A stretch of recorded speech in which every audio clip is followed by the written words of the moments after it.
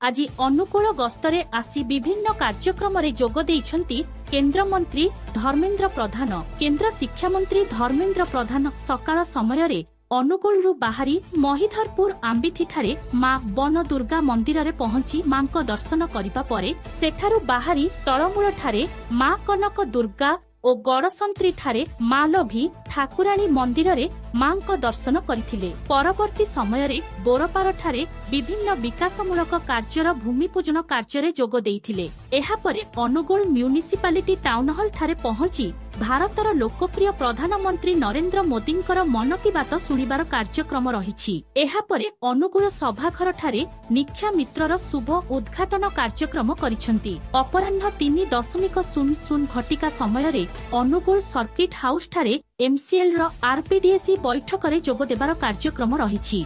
अनुगुलरु Ajit Kumar भोईंक report श्रीक्षेत्र news.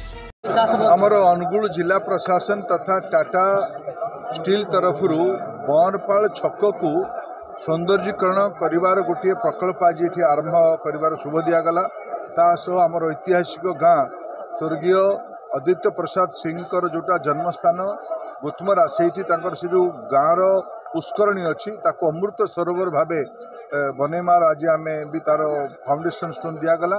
तासह ये आमर जो पूर्वज माने बनपाल कॉलेज को बनई ये कॉलेज रे टाटा स्टील या आडप्ट कर लैबोरेटरी एटिकार खेल पड़िया तथा अन्य आनुषंगिक व्यवस्था ये टाटा स्टील तरफ करा आमर बनपालटा आम अनुगुल जिलार मुखशाला ढेंकानाल और अनुगुल जिलार यहाँ है मध्यस्थली।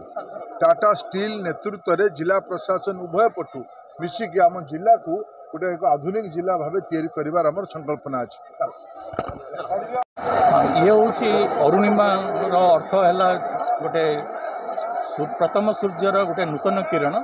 तेणु टाटा स्टील फाउंडेशन जोटी विभिन्न जगार जो जगार आमर विभिन्न अच्छी माइन्स है प्लांट है से अंचल आम लोक सांगे मिसी लोक सहभागितार आम विकास कार्यक्रम कर बहुत इम्पोर्टाट स्टेक होल्डर तांकर एडवाइस एवं तांकर सजेशंस को नहीं लोक द्वारा माने लोकल प्लानिंग करी आम से कार्यक्रम करूँ।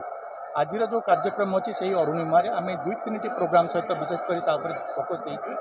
गोटे हूँ ज्योति फेलोशिप बोली आम पाखापाखि ओडिशा रे प्राय 28,000 पिला ये फेलोशिप दिखाई। ये 2 वर्ष आरंभ हो पाखापाखि 95 जन पिला माने अनुसूचित जनजाति एवं जाति जो पिला मैंने अच्छा से 95 जन पिला 7म श्रेणी स्कॉलरशिप दिज्व। केवल प्रत्येक वर्ष आम परीक्षा करूँ से भल शिक्षा लाभ कले से जहाँ आगू पढ़े से जाए आम सांगे ठिया हबू एवं जो फेलोशिप प्रदान करूँ। एवं आमर जो कलिंगनगर अंचल किसी पिला भी अच्छा जे भी एससीबी मेडिकल पढ़ुं MBA करुँच कॉलेज रे पढ़ुं। तेणु ये गोटे ज्योति फेलोशिप गोटे कार्यक्रम ता सहित आम ये स्पोर्ट्स भलीबॉल उपर काम करुचु।